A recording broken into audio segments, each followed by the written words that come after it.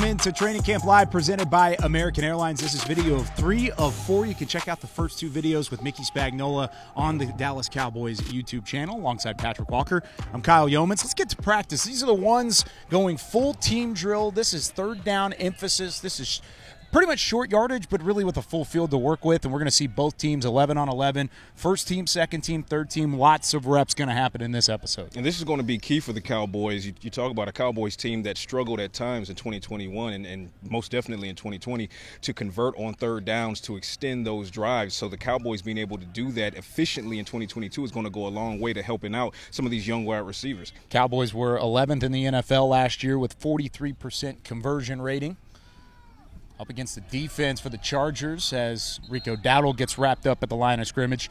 Defense for the Chargers that was not very good on stopping teams on third down. They were dead last in the NFL with 49.5% conversion rate on third down. However, they were the best team fourth down in the NFL last year. Absolutely worst on third down, and it allowed them to be better on fourth down. And there you go, because if there is no fourth down, you can't be good on it, right? There you go. But so these reps are needed for the Los Angeles Chargers as well, to say the very least. Revamped defense from the Chargers standpoint, adding guys like Khalil Mack and J.C. Jackson, two of really the best at their position over the last couple of years coming into this defense to join the names like Derwin James and Joey Bosa, neither of which on the field at the moment as we got the second team and Simi Fehoko reels in a pass in the flats before running out of bounds on the near side. And there's another big play for Simi Fehoko, another first down conversion. He had one a few moments ago, and Fehoko continues to prove that if you throw him the ball, he can likely make a play out of that. And he had 2 catches on only 2 targets against the Denver Broncos in the preseason opener, and one of those was a touchdown. So here he is again building on his strong camp that he's having with the Cowboys.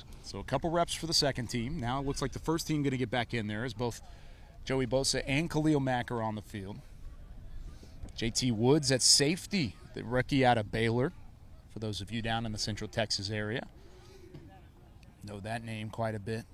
He's also a potential draft target for the Cowboys at one point in the mid-rounds. Correct.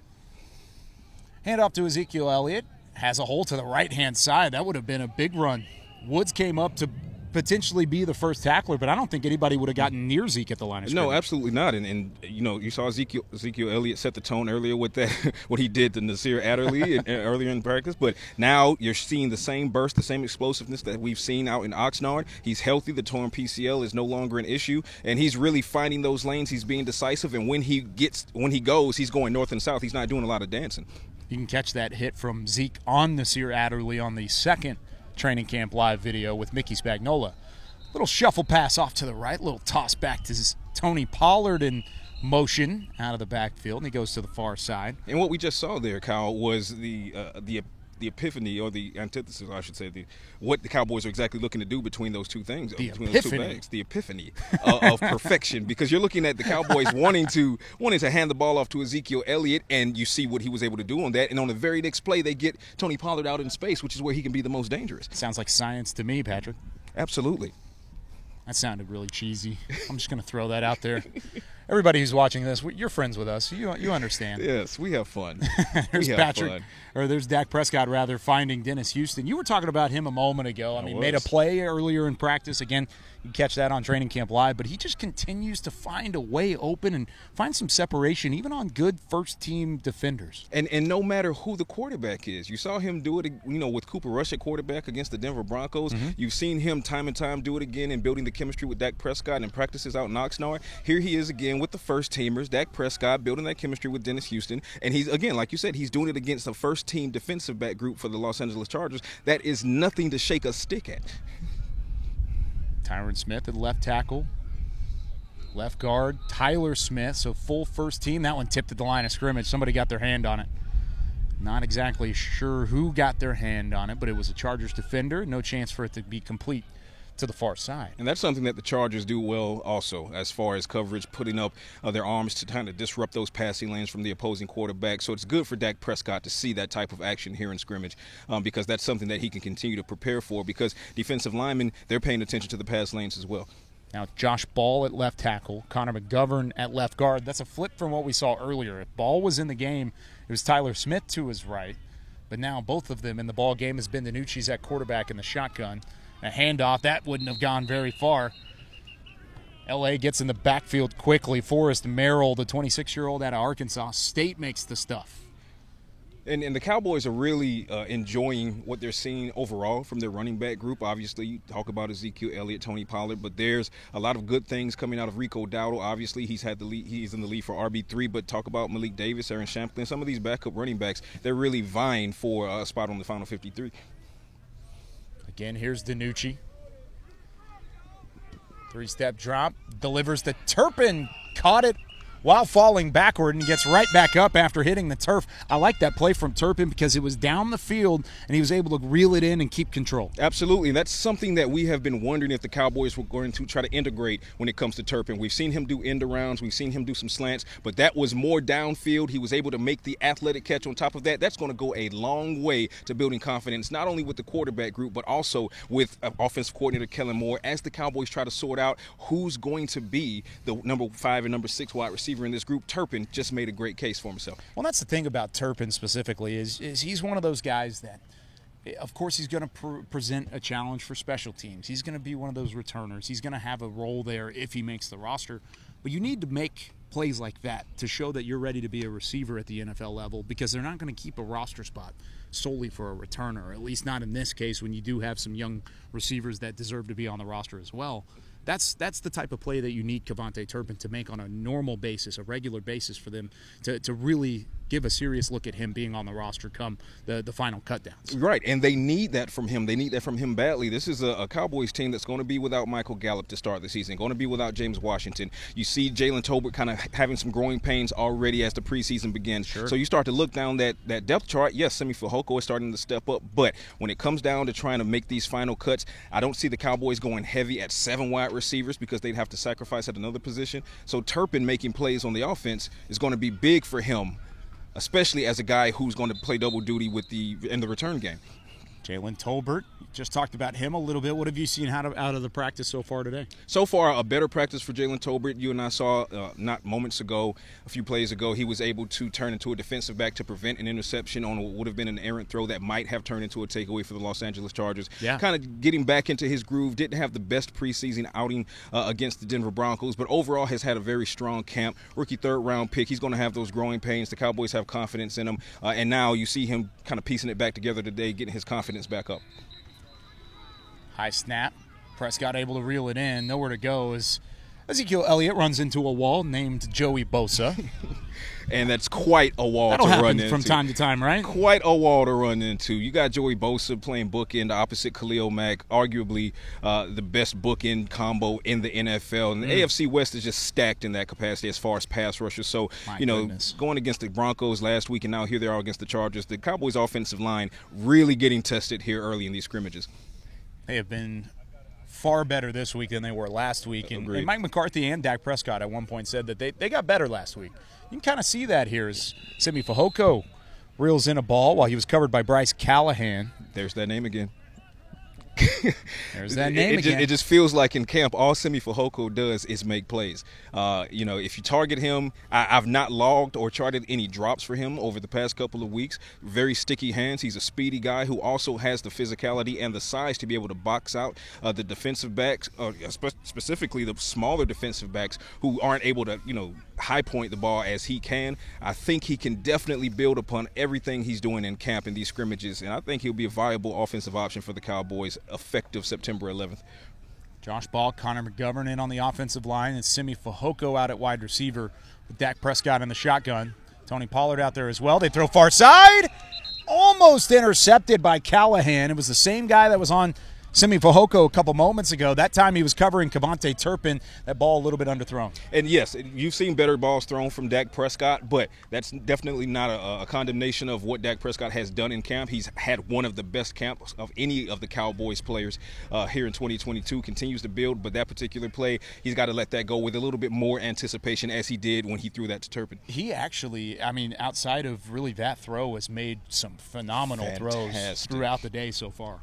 And that is a continuation of what we've been seeing from Dak Prescott out in Oxnard. He's been really showing he has some extra velo on his throws, great footwork, great torquing of his core to kind of get those frozen ropes into keyholes, so to speak. Great stuff from Dak Prescott overall. Now you got Cooper Rush rolling out, but he hands that one off. Nowhere going on the left side of the offensive line. They tried to use Tyler Smith there as the lead blocker, and it looked like Smith won his individual battle but didn't really have any help outside of him. And they're going to have to get that for Tyler Smith. He's going to have his growing pains. He's a rookie. Yes, he's a first-round pick.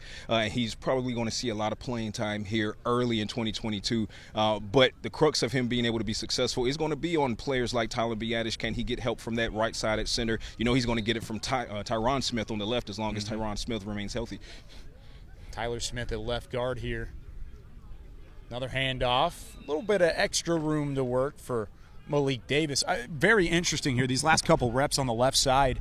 At left tackle has been Isaac Alarcon, and he threw 18 snaps against the Denver Broncos in the preseason game on Saturday. Did not give up a single pressure through 18 snaps. So keep that in mind. I mean, the fact that he's getting more work and he's got a first-rounder to his right here, this is valuable reps for Isaac Alarcon, who's been around for quite some time and really just has not seen the same kind of workload as a lot of the other offensive linemen. Now he's earning some spots, earning some extra reps. Definitely a guy that I continue to have Cowboys fans keep an eye on. Isaac Alarcon, he's popping out the left tackle because of the injury to Matt Waletzko. Struggles of Josh Ball. Alarcon playing well. Here's Cooper Rush, has some pressure off the left-hand side that time. Off-balance throw, completes it to Peyton Hendershot on the far side before he's pushed out of bounds.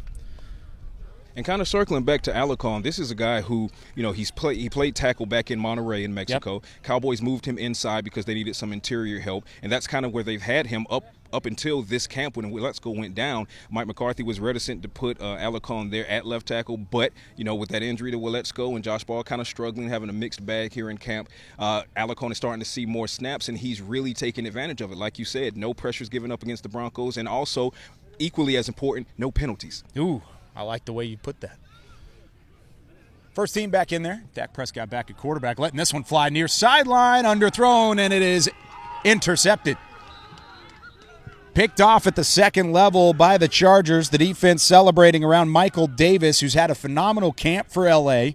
Was talking to somebody earlier, and the Glendale native has been right at home here in Los Angeles saying, really, he's had a better camp than even some of their starting corners like Asante Samuel Jr. and even a little bit of J.C. Jackson. Davis continues to impress, continues to improve, and when you talk about a defensive back group that already stars Asante Samuel, who may or may not be having the best camp, but he had a breakout season as a rookie last year for the Chargers. They go out, they sign a whale in J.C. Jackson. If Davis can contribute like the Chargers hope he can, this is going to be that much more of a dangerous secondary with Derwin James patrolling behind all of them.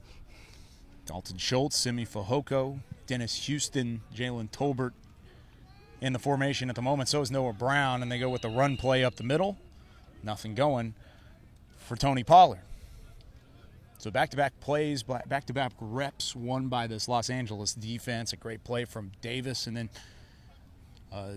really stacking up Tony Pollard at the line of scrimmage. The Chargers are starting to find their defensive groove just a little bit here. To this point, the Chargers have been allowing the Cowboys to kind of have their way, which is something we didn't see in Denver when the Cowboys went up against the Broncos. So Cowboys have been imposing their will to this point, but now you're starting to see the Chargers turn the corner just a bit. Yep, tide's starting to turn. Prescott underneath, Fajoko's there.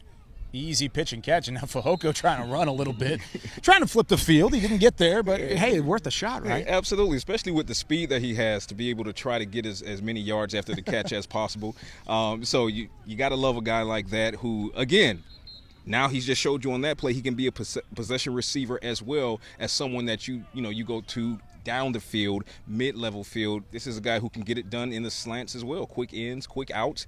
Simi Fehoko is just somebody to continue to watch. Let's go and watch a couple more plays here, then we'll wrap things up on this edition of Training Camp Live presented by American Airlines. Prescott back in the shotgun with Zeke to his right, and they're going to put Noah Brown in motion. Look in that direction. Prescott plenty of time to throw. Over the middle, there's Dalton Schultz, and that ball popped out. The helmet from J.T. Woods clanked into the football, and it was Davis that recovered it from Dalton Schultz. Of course, you're not tackling even as a receiver, you may not even have the same grip on the football, but J.T. Woods, who had a knack for forcing turnovers at Baylor, might have forced a turnover there. It is no accident that ball popped out. He knew exactly what he was doing. The Cowboys are familiar with him from his time at Baylor, obviously local guy for the most part. Yeah. But now you look at Dalton Schultz, that fantastic catch, fantastic come down with that. But Schultz, as you saw him a little bit upset after the play, you have to be able to secure that all the way to the ground, because those are the types of giveaways that can kill drives. And the Cowboys, who are struggling to figure out their wide receiver core, they can't afford that from a stalwart like Dalton Schultz. Yeah, Lunda Wells is probably going to have a conversation with Dalton Schultz as he gets back to the sideline. Nothing massive, but at the same time, you might want to keep that ball security a little bit tighter, because this defense can force turnovers. So can some of the ones in the NFC East. For Patrick Walker, I'm Kyle Yeomans. That does it for the third edition out of 4 for Training Camp Live, presented by American Airlines today. One more to come here from Costa Mesa when we return with more right after this one comes to an end.